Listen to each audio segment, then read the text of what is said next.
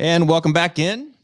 Monday edition, Stripe Show podcast. And look who has joined us over there wearing his Tampa Bay Buccaneers jersey, straight off a win in New Orleans. They finally got it to the Saints after getting whipped the first two times there in the season, but the Bucs pulled out Tom Brady back to the conference championship for the 14th straight time. The number one fan, he's back. Froggy, I can see the glow from here, my man. You know, it's been like you just said, he's going to his 14th championship game. I still don't believe it. We've had a season of 16 games. We won 2 playoff games. So 18 times I've seen Tom Brady run out of the tunnel and stand under center wearing the pewter and white and red. And I still don't believe it. It is unbelievable to watch what's happening. It's great as a fan. We are living through some really amazing times right now. And I know it's probably a little better for me because I am a fan of the Buccaneers, but if you're a football fan, it's pretty amazing watching what this man is able to do, what he's able to accomplish. Last night's game was special with Breeze and Brady. We really are. We're living through times. Too often we hear about how great somebody was. I don't remember watching Jack Nicklaus be great. I know he was. I've seen the highlights, but I didn't watch it. I've watched Tiger Woods' greatness. I've watched LeBron's greatness. And now I'm getting a front row seat at watching Tom Brady's greatness. We are truly lucky to be living through these days and times. Yeah. I mean, he's 43 years of age and still playing at a high level. I'm 43. We're the same age. And I was not winning a divisional round playoff game in the NFL. Rather, actually, I was following closely my app as I had a lot of money on Joaquin Neiman to win. So I was really pushing him along. See, there's a difference. Brady is making it happen, and I'm sitting there hoping it happens and driving myself nuts because if Neiman wins, it's 500 coming my way. It's not a problem. I don't need intervention, but no, it's maddening, right? It is. How good my team look in fantasy golf heading into the weekend with Neiman winning and Malnati there and Henley.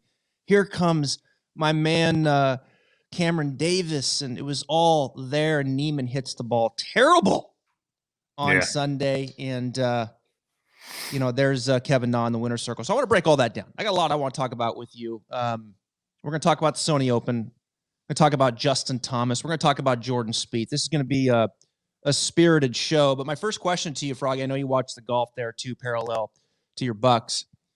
Did Brendan still lose that tournament, or he shot 37 plus 2 in the back nine. The back nine was playing pretty easy. Brendan still lose it, or did Kevin Na win it? Well, I hate to say somebody crumbles, but 2 over on the back nine is not good, especially there.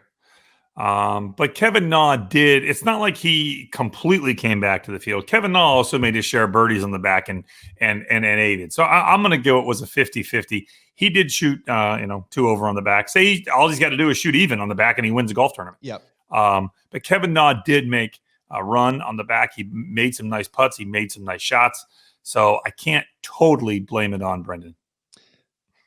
Justin Leonard talked about, he made mention on the telecast, he didn't think it was nerves with Brendan Steele. He was like, I don't think it's nerves. I just don't think he has it today. But I disagree with that because Brendan shot 3 under in the front. He made some good par-saving putts. Yeah. Early. He dropped a haymaker on 9 for eagle. That eagle he made on 9 was nice. What do you have, 170 yards in on a par 5? He hits it just past the pin and rolls in a 20-footer for eagle. Yeah, I think it opened up a 4-shot lead, and then he gets a bad break on 10. He hits the corner of the bunker, but a poor shot there. I thought he looked pretty nervous, to be honest with you. And I was texting with someone that's in his camp there on the back nine, and they felt like he was getting ahead of himself, moving pretty fast. Making a lot of defensive swings, just wasn't the same Brendan Steele, and particularly in the back nine, although he did get away with some really poor swings in the front with the putter. But, you recall, you go back to last year, he finished second at the Sony, and he was right there in the fairway, and he hit that big hook out of nowhere left with a chance to win, and they go to the playoff, and Smith gets him in the playoff. But I think it is nerves with Brendan Steele down the stretch. He's clearly a world-class player, but I disagree with Leonard. I think there was a lot of nerves there down the stretch. Opened the door, and in walks Kevin Na. Kevin Na, to me, is such a interesting player to watch play the game. I'm curious for you, Froggy, when you watch Kevin Na play golf, what do you think of? It doesn't inspire me to grab my sticks and go to the range. I can tell you that. It's almost like he has like a nervous like motion about him. Like his whole body, nothing looks comfortable. The only thing I enjoy watching Kevin Na is walking putts in. That's it. Other than that, there's nothing there that like I'll tell you, I'm a complete golf freak. I study swings and I'm extremely technical where I really shouldn't be. And I can tell you, I've never really Google searched Kevin Na down the line slow-mo. I'm just not. I don't want to repeat that motion. Yeah. But the walking in putts, I do enjoy. I think it's fun. Yeah, he gets away with a lot, right? Like he's getting away with these early pickups of the tee. Like he'll hit a driver and he's picking his tee up. Right. He's in the fairway, hits the iron, he's twirling the club, he's walking in putts. I'm curious, like if there's some guys on tour that play with him are like, all right, man, this guy's. I know he's a good dude, but he's a little cocky too. I mean, it walks the line. He kind of gets away with it because he's a good guy. He's got a nice smile. He's kind of a smaller guy. And he kind of gets away with some of this stuff. But, hey, if Patrick Reed, DeChambeau, some of these guys are pulling off some of this stuff. They're like, man, who is this guy? Who does he think he is? And Na kind of just gets away with it and gives you that little cheesy smile. And here he is. 5 wins now. He's won the last 4 seasons. The only guys to do that are DJ and Bryson. That's what we're talking about here. Right. Guy hits it barely out of his shadow off the tee and is winning on the PGA Tour. Now, granted, this is a place that was a little bit more conducive to that, but they had 2 tournaments in Hawaii and the wind didn't blow. 8 days of tournament golf, and we're talking like 10 miles an hour at the most. None of the windy conditions we normally see. Soft conditions, and they took advantage of it. He loses. I was looking at him statistically. Na loses strokes off the tee. He's kind of got an inconsistent approach game. It just feels like with Na, like he's either just hitting it everywhere and is going to shoot 77 and spiral and finish T141st, or his approach game is a little bit more on point, and then he just lets the short game of the putter go to work. And he's like a surgeon. He just kind of just slowly works his way through it. And I'll tell you, he gets in the hunt, and he's not scared. He can put you away walking in putts to boot. It's an interesting question to watch people. Do you like watching Kevin Na play? I kind of do, but he just gets away with a lot of stuff too. A lot of these little things that we would get pissed off about if someone else was doing it. It is. He played last year. I believe it was last year or the year. No, excuse me. It was the year before last. He played on Sunday with Tiger at the Players. And Tiger had seen enough of it by 17. So that's when Tiger did the little walk, tried to walk it in a little earlier on a tap-in putt than Kevin had done. And he laughed it off and whatever. But you can see that it absolutely has to get to you after a little while. If you were playing golf with one of your buddies and they started doing that, you'd be like, all right, listen, dude, stop. Exactly. I don't care how much you like them. Right. It would get on your nerves. Oh, if I'm playing with one of my buddies and he's hitting his driver and he's going to the tee before it hits the apex, twirling the clubs, walking it in from 8 feet. We're talking like 3 feet of putt left, walking it. That would get to me. Right. I don't care. I don't care if he's my best friend. I don't care if it's you, Froggy. Like we're out there playing. Like I'm going to say, all right, enough. Like, who do you think you are? Or I'm going to do something to make you screw up. So you got to stop doing that, one or the other. That dude starts making putts. Look out.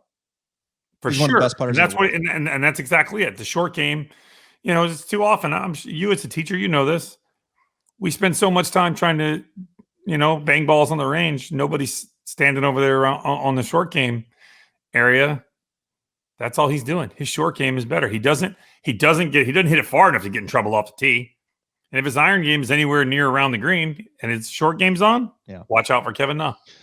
Yeah. And the recoil. Don't forget about the driver recoil where it's like, yeah.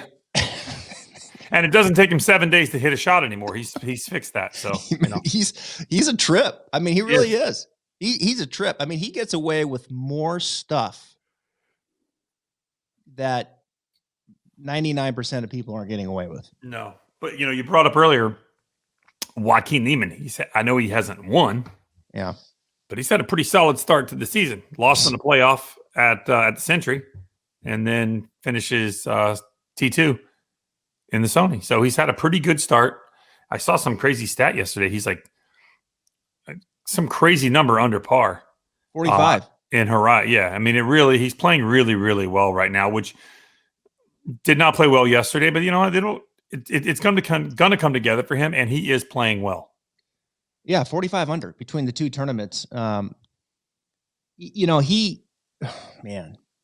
there's a lot of things that I could, a lot of angles that I could go with Neiman. He's a player that I have been watching for quite some time. Of course, he won the Greenbrier.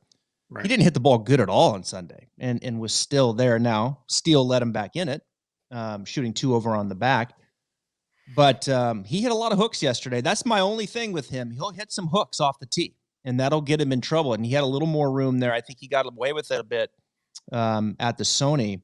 But I think the most encouraging thing with Neiman, if you look at him, you know from week in, week out, for the most part, you're going to get a great ball striker. The kid can really, really go. He's long. He's pretty accurate off the tee. He's going to gobble you up, strokes gain approach. But his putting's improved, Froggy. I mean, his putting is getting better. And it's not just the 2 weeks at Hawaii where he finished positive strokes gain putting. He was 2.4 at Sony. He was 1 at Tournament of Champions. Right. But you're seeing a stretch here now, really all the way back to August. He's only lost strokes twice since August. And before that, you're talking a consecutive run of probably 7 or 8 tournaments losing stroke. That was his opportunity, is he needed to become a better putter. And I think he is. Right. You watch him, his distance control is really good. Even the putts he didn't make looked like they were going in. He just looks, there's something there that looks special about the young man. You know, I mean, he really looks like if he can just continue on this trajectory, he's going to clip off another win. He's long, he's accurate, good approach game, putter's improving. I would have just liked to seen him win that tournament. So I had a few more dollar bills in my pocket today. Yeah, no, I agree. I mean, I would really like to see him pick up the, I guess you would consistency.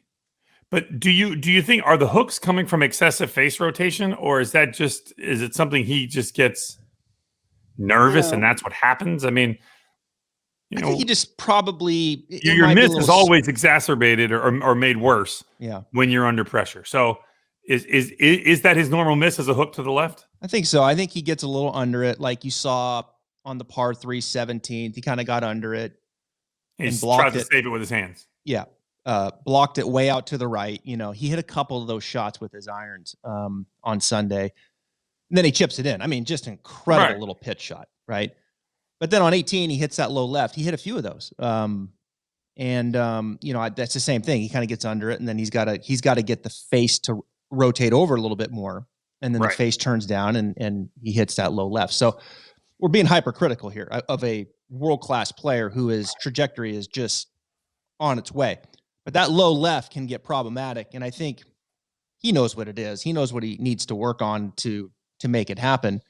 But I think you could probably just look at that there was probably a handful of just kind of low left tee shots that probably cost him the tournament. Or he would have had his second win. But I really like watching him play. I really do. A lot of wiry, power, a lot of speed. Oh, I love how low that right shoulder is through impact. I mean, he really gets hips open, but stays in his spine angle. Yeah. Excessively long. Oh, he can go. Let me tell you something. This kid is 320 off the tee. I mean, he can bust it out there, and he's a good iron player too. I mean, he's a good iron player. His ball striking, that low left, I think that's easily cured. If he can keep the putter moving the way that it is on the trajectory that it is, he is going to win golf tournaments. And he almost won on Sunday with what I would say was his C- ball striking game. Yeah, I would D+. Say. Yeah. I would agree with that. Yeah, if I tried to keep my right shoulder that low through impact, you'd have to call the ambulance to come pick me up off the first tee. And that's after I hit it 4 inches fat coming through. Yeah, I get that question a lot. That's a good point. Like, that pressure on the back, that side bend, right, where you kind of get going underneath that. That's probably something at some point that he'll have to, and when he gets too much of that, that leads to that path working out to the right. So I'm sure for him, he's trying to do less of that and stay on top of it more. Right. As you saw in that fairway bunker shot, which was just a phenomenal shot that he hit to like 4 feet. I believe it was on 15. It was just an incredible fairway bunker shot. Like that's a shot you've got to be on top of it, right, rather than under it. If you're under it with a fairway bunker shot, you'll drop kick it right into the face of the bunker. I mean, it doesn't work. So anyway, he's a player to watch. I really am a fan of Joaquin. I've been all over him with a lot of my plays, and he just come up a little bit short, in Hawaii. But what a run! 5th win for Kevin Na. And now we come back to the mainland, Froggy, and we come back to La Quinta. It looks like they're going to play just the 2 courses. They're not going to play all 3 this time, which is fine with me. That's a lot to keep track of. Gee, Christmas, 3 courses at the American Express. And good fields continue. We got Brooks back, John Rahm back. Hey, I want to ask you about Rahm in the Century. Sure looked like to me Rahm was starting to get a little disgruntled again under the collar. A lot of F-bombs. I know he's been working on his temper, but I'll tell you what, Rahm looked as aggravated and as impatient as can be at Century. Be curious to see what he's going to do at Amex. What do you think? What are you expecting from John Rahm this year, Froggy? I still don't get the equipment change. I think it was a money grab. I think anytime you have an equipment change, you're obviously introducing completely new technology into your game. I know he played Callaway in college, but he had been playing TaylorMade. It had made it to #1 in the world, had been playing very well. I think the only old club he's using right now is the old TaylorMade Spider putter. But otherwise, he switched all over to Callaway. So I think there's going to be some growing pains there, and that takes patience. I mean, you've seen it with any player. When Rory left Titleist and went to Nike, and then subsequently when Nike got out of the hard goods business and went over to TaylorMade, you've seen it with a lot of guys. An equipment change. You ask Justin Rose and Sergio Garcia about equipment changes. It's tough. Mm-hmm. And you need patience. And if you were to ask me to name you 5 of John Rahm's best attributes, I don't think patience would be one of those. So I'm not sure how it's going to pan out. I do think John Rahm is a world-class talent. I think he will figure it out eventually. Yeah. But I think it might be a little bit of a rough ride going in. The only thing he has going for him is that he did play this equipment in college, so it's not totally new. But he's always been a little bit of a hothead when things don't exactly go as he thinks they're going to go. I don't want to say when they don't go well, because I mean sometimes you show up to the golf course, you're not playing well. Mm-hmm. You just know this is not going to be the week. But when you show up to the golf course and you think, hey, I'm hitting it well, which was he told us in the kind of introductory presser with Phil that he shot 59 the first time he went out. So obviously he felt he was playing well. But when that doesn't show up in tournament rounds, we know how the reactions have been. And so that's obviously the biggest thing that's holding him back. None of it makes sense to me, really. But I get it's a financial situation, but how much money does John Rahm need? I mean, he's made a lot of money to this point. And what do you think it was? Like, let's be honest. How much do you think it was? What do you think because I mean, it's not like TaylorMade offered him 0, and so whatever he got, it was more. So do you think you think they're paying him $5 million a year? I don't know. I mean, it's got to be another 5 to 10, doesn't it? I would think. Okay, so let's say it's $5 million more a year than what he was getting at TaylorMade. Yeah. So just to speak in round figures, $5 million more a year. Well, how many times a year was he winning? He was winning two a year, 3 a year. He's coming off his best. He's coming off of the best golf that he's played. I mean, since the Players Championship, when he lost it to Rory, right, and he made that bad decision on 11 and kind of spiraled, and he had the lead on Sunday. I mean, him and DJ played the best golf in the world, and Rahm up until this little last 4 or 5 months of DJ was the best. He got to #1 in the world. He won the Order of Merit, Froggy, on the European Tour. And then he comes over here and plays great golf. Here we get into the West Coast swing. Just to give you an idea, we go all the way back, into his 2 wins. He hit Memorial. That's what I was trying to get to. Memorial, he wins back in July. That's when he got to the #1 player in the world. Then he goes, 13th at the PGA, 6th at the Northern Trust, wins the BMW, beating DJ head-to-head, 2nd at the Zozo, 7th at the Mat. I mean, okay. So It's that's like the my guy's point is winning and add playing those at the add those numbers up. Add those winnings up. Those winnings are worth more than $5 million that you're going to get changing clubs. Now, if he's able to change clubs and it works, then that's great. I'm just not a fan of the money grab. I've seen the way it's worked out for Sergio. It was bad, and for Justin Rose, it was bad too. Two guys that were playing well. And I can't imagine. I don't know for sure, and I'm not speaking with having any knowledge of this. I can't imagine TaylorMade didn't offer him to stay. Oh, I'm sure they would have. You would think, coming off of the play that I just went through. Right. You would think they would have offered him. Now, somebody else may have offered him more and he took the more. But Yeah. I just, patience is not something that really runs very deep with Rom. Mm-hmm. And I think you're going to have some patience now as we get started on a new season. Yeah. And we'll see what happens.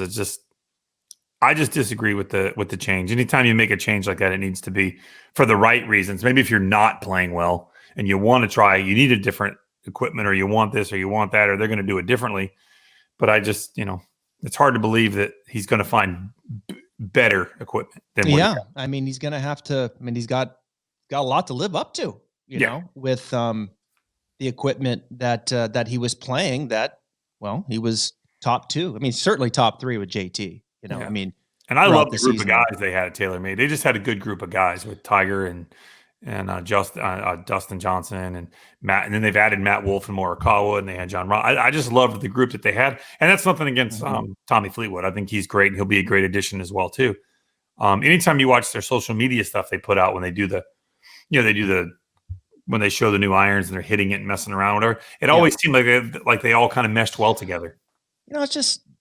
I thought at the time with like Justin Rose, and I said it many times in the pod, I just felt like it was a little out of character for him. Like I've met Justin a couple times. I mean, just a great guy. Sweetheart of a guy. Super nice dude. Super nice dude. Feels like, I know his coach Sean Foley very well. We've talked about Justin a couple times, and it's like I always just kind of got the impression that like Justin was, very process oriented, has his team. Let's find what's working and let's go. Let's roll let's turn the wheels and let's just continue to figure things out and not make these impulse decisions, knee-jerk reactions, chase the money. Because he had just got the number 1 in the world when he made the change. Just got the number 1 in the world, and all of a sudden now we changed to Homa. He's in every commercial imaginable, like more than Ricky Fowler. I'm just looking at it, I'm like, this doesn't even add up to me.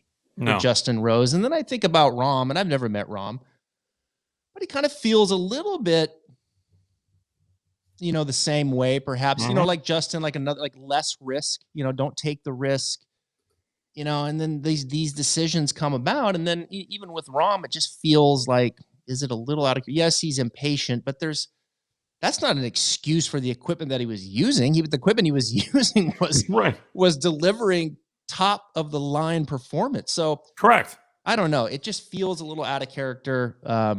He's a world-class player. He's going to make some things work. But the question is, you're going to win the Order of Merit. You're going to win a couple times throughout the season, have numerous top 10s, and be a factor in major championships like you were. So that remains to be seen. It'll be something to follow. And I just felt like I didn't like what I saw from Jon Rahm at Century. No, I agree.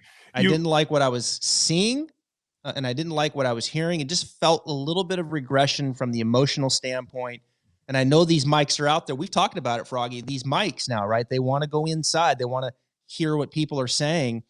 And my advice to some of these networks would maybe be to go ahead and put a buffer on it, right? So we don't hear 6 F-bombs from Rahm, and then. Or is that what they want? See, that's what I don't understand. You know that's what you're going to get. You're not going to get them talking about what they had dinner last night at the Outback. That's not happening. They want the emotional. That's the thing, is that when we watched, during the pandemic, when the pandemic first started, and we get these guys mic'd up. If you remember the very first Tiger Phil match, the very first one, not the one with Tom and Peyton, but the very first one, just the two of them. It's been a year and a half ago now, on day after Thanksgiving. The argument was there wasn't enough talking. They didn't really, they They didn't say much. Okay. So then second time around, there was going to be more talking. But yet, what's always the one everybody talks about is the one where the guy gets caught saying the F-bomb or he gets caught upset or, I enjoy when like Bones. I enjoy nothing was better than hearing Bones and Phil talk a shot out. Yeah. But I'm a golf nerd. Yeah. So I love that stuff. Just like you would love to hear them talking about, hey, we could flight it down, we could this, we could that. Like, oh, that stuff's great. But for the average golf fan, if they want mics on players, number one, what you're going to get is guys cursing. There's no difference to me in a guy standing on the 17th tee trying to win a golf tournament than there is Tom Brady under center in the fourth quarter trying to win a ball game. They're both doing the same thing in their own element. They're equal. I know that it's different sports and there is a different form of activity level. But at the end of the day, both people are trying to win their craft. That's what they're trying to win the game that they're in. So you wouldn't put a live mic on an NFL team and hanging over the huddle. You know what you're going to hear. It's just that's what you're going to get. And then, well, they do have a mic in the huddle. You can hear. There's mics out there. Yeah, but I guarantee you. Listen, I've been on an NFL sideline. You are not hearing what they're saying to each other. The way they talk to each other is unbelievable. But I know. It's a game, and I get and I respect it. Yeah, and I'm not saying. Look, I mean, like you just have to. If you're going to have the mics, the NFL does a good job of buffering out what needs to be buffered out. I mean, for whatever reason, it's not live. They're going to make sure that what you hear later is right. Fine. Right. But then when what happened to Justin Thomas this past week, or I guess at the Century, so it's been more than a week, is just wrong. It's wrong. I'm not defending what Justin Thomas did. I'm not defending the action. It's been extremely well documented. He said he was sorry. To me, what he said, yes, it was wrong. But number one, he was talking to himself. Mm-hmm. He was not demeaning another player, another competitor, a patron, a fan, a volunteer. He wasn't talking to, nobody. He wasn't even talking to his caddy. He should not have said it, but he has said that. He's owned it. But then a week later, now the guy loses one of his biggest sponsors. We've come to a point where, number one, you can't make a mistake, because if you do make a mistake and you say, I'm sorry, that's not enough. And also, if you do want microphones added, this is exhibit A. If I'm a player going, I'm not doing it, because something comes out of my mouth in the heat of battle, and I stand to lose way more than I stand to gain. Yeah, no, I think that's for certain where it's going.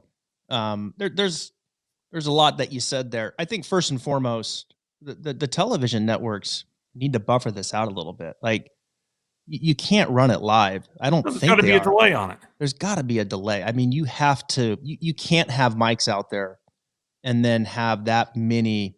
I'm talking what Rom was saying. Where you're buffering some of that stuff out. Now with JT, it was the homophobic slur, right? Which has now since cost him Ralph Lauren's endorsement deal.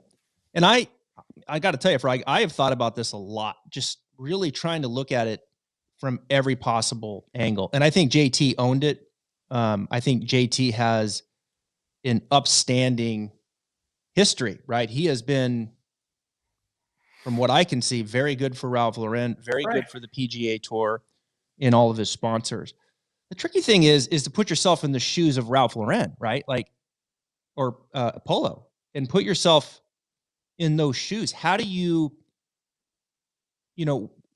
because they didn't put themselves in that situation. Now Justin Thomas has put themselves in that situation, and there has to be some disciplinary action, I would think. Right? The tour is going to find JT. You're not going to know what it is, but there has to be some disciplinary action. We can't create an environment where I can just say whatever I say as long as I apologize, right? Like, there has to be some discipline. But he's not a repeat offender. Like, he's not a repeat offender. If we had been seeing this from Justin Thomas over and over and over again, then yeah, I would say I get why they had to pull out.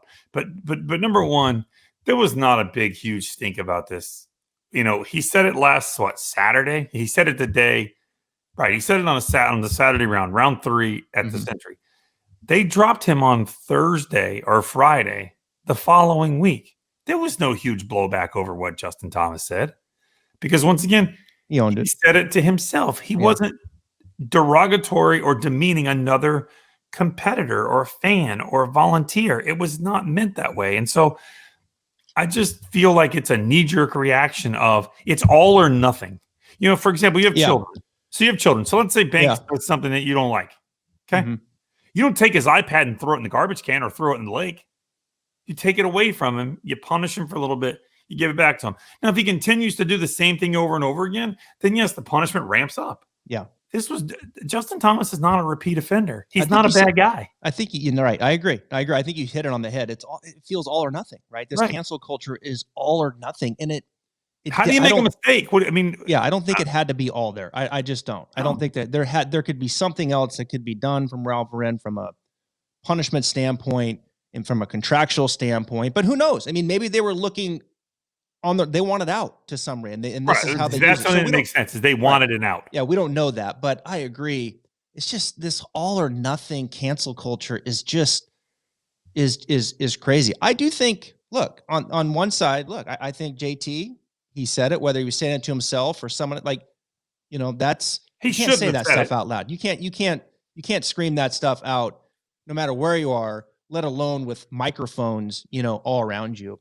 So yeah, I do think there has to be some disciplinary action, but I don't think it needs to be all or nothing to where Polo comes down and says, look, we're going to take away the entire endorsement deal. Like, wow, that's a strong statement considering someone who's been from my perspective, ambassador. An incredible ambassador. Let me ask you this. If he had missed that putt and just said F you to himself, same exact demeanor, no issues. Agree? Same exact demeanor, no issues. Yeah, I mean, Ralph Lauren's they're not gonna let him go for that. Which is ridiculous because they're both technically, and in the spirit of the game, they're both wrong. But because of the cancel culture and because of where we are, it feels almost sometimes like we have overcorrected. Yeah. Like were we on a course that was wrong? Absolutely. I don't deny that at all. There are some things that do need to be fixed, but you can't fix it by being here and then going, oh, we're going to go all the way over here. Yeah. Like that's just it. That's how the world is though. That's how the world is now. It's very divided. It's all or nothing. You're either on this side or on this side. And I've never lived that way from a political standpoint. No. And in my life, I've never lived that way. And I think you have to look at both sides of it here. And I don't think it has to be all or nothing. I just don't. I don't think you have to just strip the whole thing and say, nope, just because you made that one comment to yourself, incredibly wrong, albeit. Right. Now we're going to determine who he is. Entire endorsement deal that we've had. I agree. I didn't like the move from Polo, and now it's going to be interesting to see what. There's a lot of clothing companies out there. I'd have to think. You need to let it die down. You obviously have to let it die down. Let it go. Clothing companies will step up, and somebody will step up. I do believe that somebody will step up, and step in. One incident doesn't determine his career. No.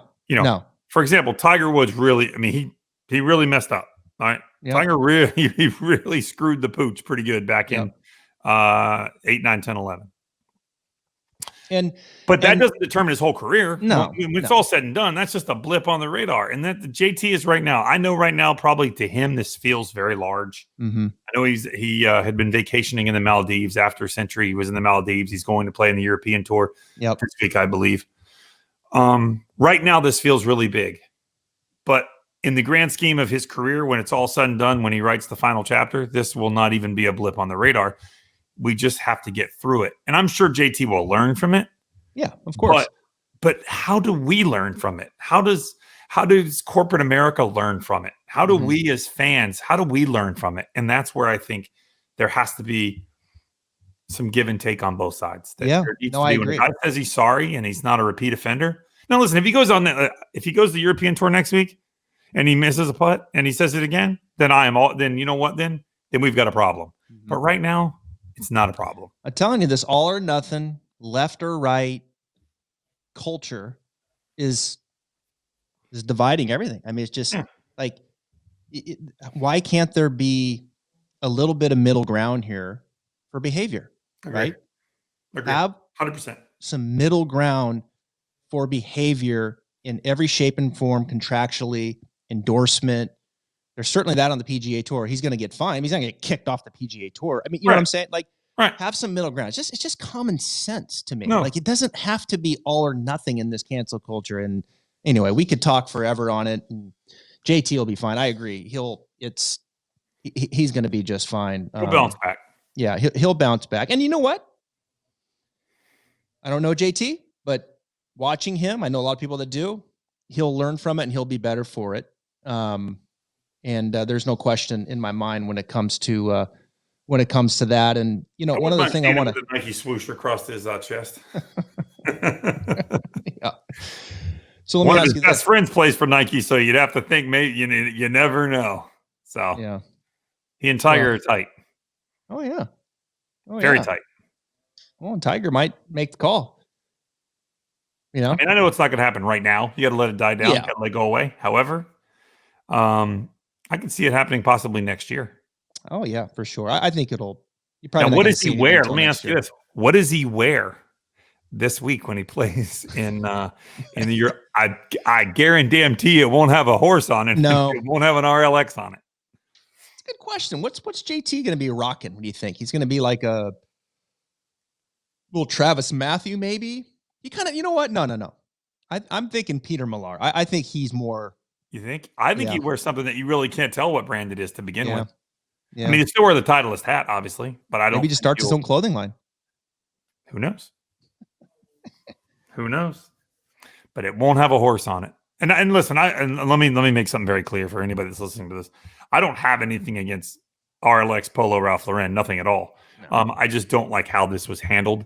And I would even say that there's a chance that, you know, Ralph Lauren was pushed into this because of the political climate that we're in, that I think we're all a part of going too far and not being able to have a middle of the road. I'm not going in on Polo or Ralph Lauren. I don't have any issue with them. I just don't like how it was handled. You like how Spieth is handling this whole coaching situation right now? Let me ask you this. You like how as we switch the switch here, I can't talk about that anymore. We'll get. You like how Spieth is handling his coaching matters? Yeah, he's working with Butch. No, he's not Butch. No, he is. Trust me. Butch has seen Spieth swing and has consulted, and whether, you know, Cameron approved it or not, I don't know. Spieth has hit balls in front of Butch. I guarantee you that. And Butch has given him his thoughts on what needs to happen.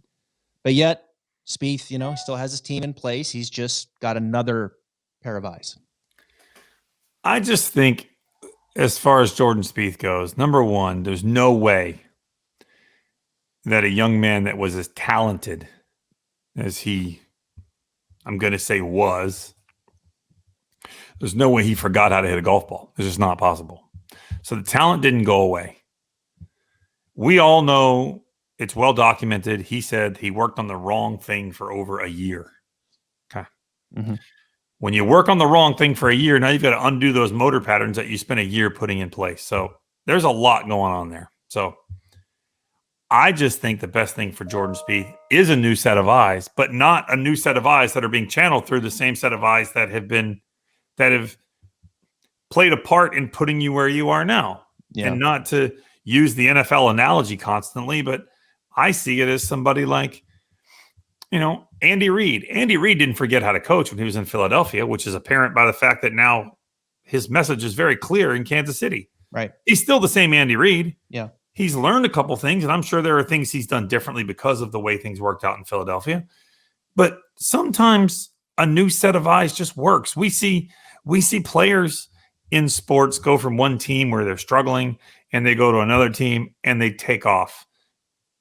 Tom Brady's a perfect example. They said that his skills had diminished in New England and they were ready to move on. Mm-hmm. I'm pretty sure that as of this morning, after last night's victory, and Bill Belichick's been sitting at home and not in the playoffs, he's probably second-guessing that thought.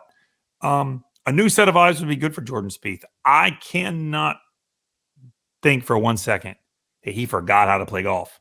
There's just something going wrong, whether it's working on the wrong thing or spending the wrong amount of time on the wrong thing, whatever it is.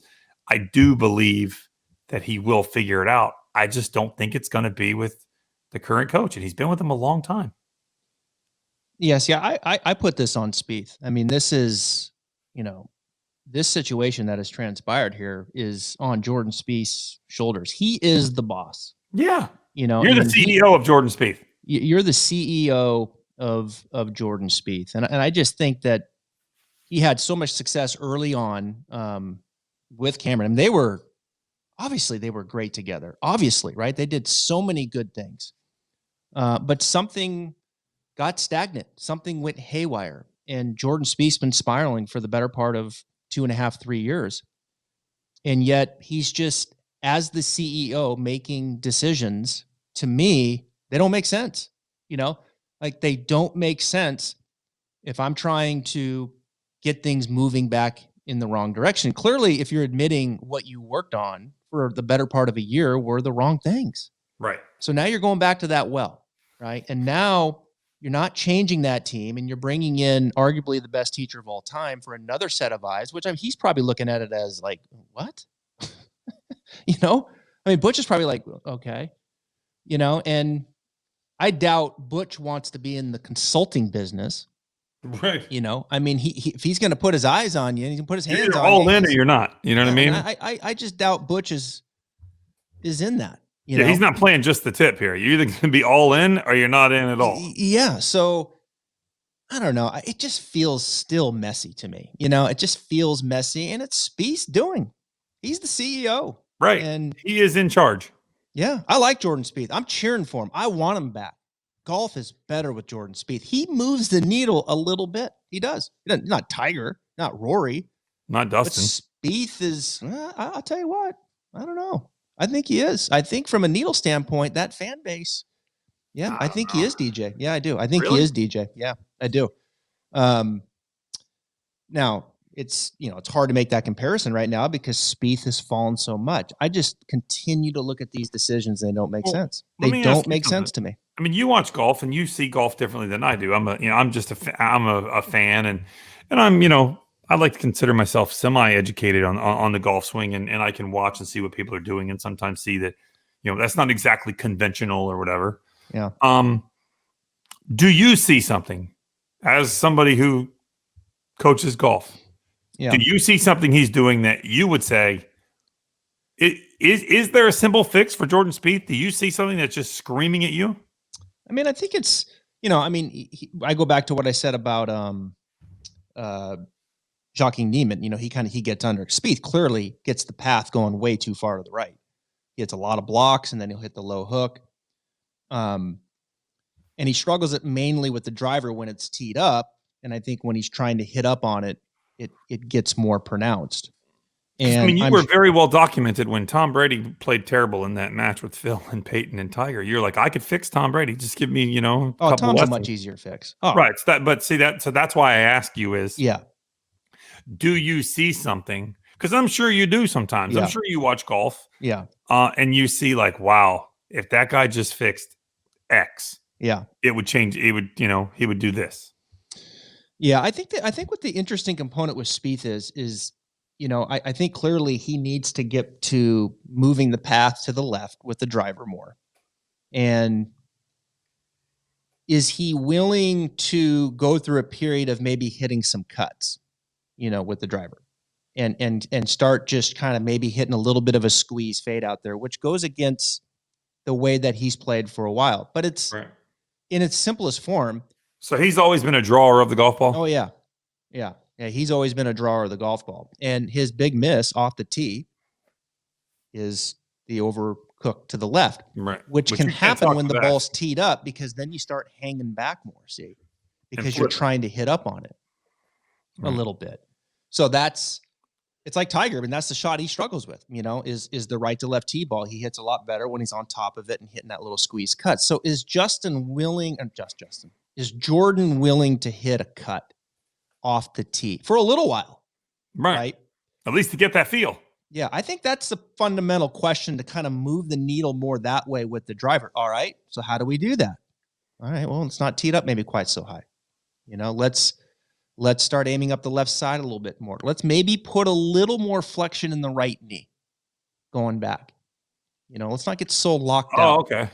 He's I know he. usually you do like the straightening, Oh yeah, yeah. not straight, but straightening of the right knee to Oh, lose some definitely. flexion. Yeah, he. Oh, He Spieth. locks it out almost. Oh, Spieth. Yeah, and he's like DJ. I mean, he'll really lock it out. And DJ works, and DJ likes to cut it. So, and DJ historically, likes to put a little more. He tries to feel a little more flexion in the trail knee. He does, but he also puts more in after he is reset on the downswing. He then resets that where Jordan does not. That right hip stays high. Yeah, so I think okay, so let's start talking about the knee, and let's start talking about the exit plane a little more to the left and what that means and covering it. And so I don't know, those are I mean, as a teacher, those are basic conversations, right? But the question is does Spieth want to move that way?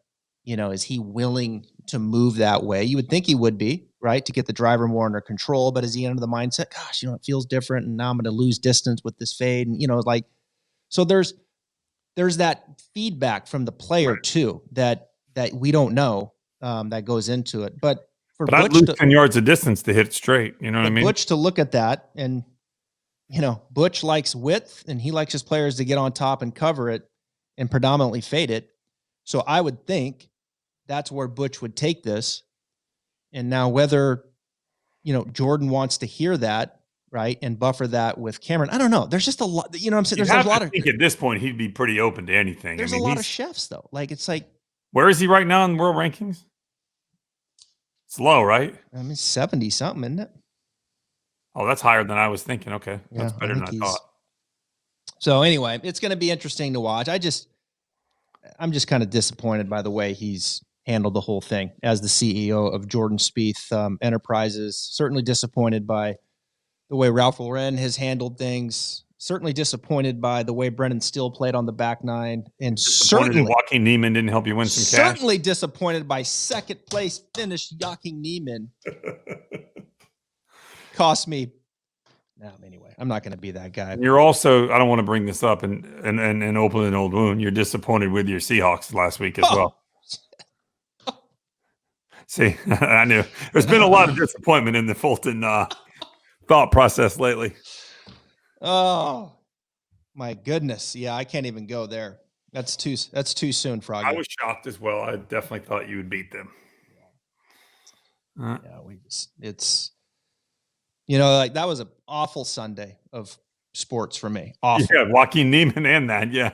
Well, I didn't have him that was 2 weeks ago. And then this Sunday, I'm like, okay, this we go. Right. Anyway. Hey, Froggy, thanks for jumping on. Congrats to your Bucks. Thank you. You know what? You said something earlier. Is Justin Rose working with Foley again? Because at one time there had been a split, right? Yeah. So then what happened? Justin spiraled. I mean, he didn't hit it great. I think he came back from, let's see. So he came back from the pandemic, and the first event was the Charles Schwab, and he was down in the Bahamas at his house, and he said, I'm fine. I think he was down there practicing and kind of split it off. I'm good. And I'm pretty sure Rose, I'll tell you here, hang tight here. So they are officially working. Yeah, they're back. I'm pretty sure they're back together now again. Yeah. Because I remember the split that was, hey, we, gone our separate ways. And it wasn't a nasty split or anything. It was like, hey, I'm going to do my own thing for a little bit. But another example of a decision by Justin Rose that didn't make a lot of sense, knowing that Rose is a very technical player and likes to have those deep conversations about the swing, and Foley certainly can do that. So here we go. Yeah, they come back. He goes third at the Schwab, 14th at the RBC, and then he just starts missing cuts. Missed 3 cuts, played good at the PGA, missed another probably 4 out of the next 6 tournament cuts. I mean, he didn't play that good. I mean, he's top 10 at the PGA. He finished 9th, 3rd at the Schwab. But other than that, I mean, Justin Rose played nowhere near to the level that we're used to seeing. But again, just all of a sudden. Now they're working together again, and is he playing this weekend at the Amex? I don't know if Rose is playing this weekend. I doubt it. I think he would probably be overplaying in this run on on the European tour. Oh, okay, yeah, because the European tour is getting ready to kick off. Yeah. I know he didn't play any Hawaii because I follow him on social media and I saw he was working in the Bahamas. He's been working on his game. So yeah. All right, Froggy, good stuff. Appreciate it. Go beat Aaron Rodgers in those Green Bay Packers. Oh, I'm hoping we can. I'm not overly confident. I know we beat him earlier this year, 38-10. But the playoffs and Lambeau Field and that weather are going to be different than the friendly confines of Raymond James when we played them in Tampa and it was 82 degrees outside. So we'll see how it goes. But either way, this has been a successful season, and the Tom Brady experiment has absolutely worked out in Tampa. Yep. It's been very good for us. So I'm excited, and thanks for having me on the pod. I appreciate it. All right, buddy. We'll do it again soon. You got it, man. I'll see you. And by the way, you got to come over to my house and help me chip. I put a putting green in my backyard. You haven't come to see it, and my Call chipping. Butch. There's nobody that chips worse than me. Nobody. I guarantee you. Call Butch. You could not find. No. No. You're a short game guy. You know how to. Trust me. You can fix it. Okay. If you on my way over. It can't be fixed. Okay. See you, buddy. Later, man. Thank you.